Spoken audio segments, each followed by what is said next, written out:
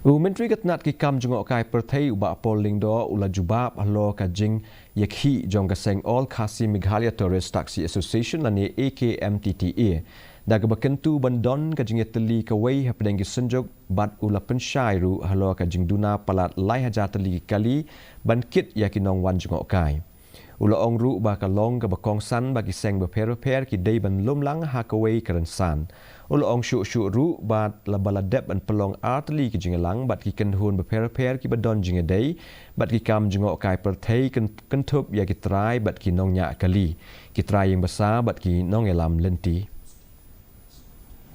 With everybody connected with the tourism sector, including transporters, including hoteliers, homestay owners, travellers associations, guides. All of these have been involved in 2 rounds of discussions. What emerged from that discussion was that a number of issues were flagged, but it's very important that the various associations come under a single platform.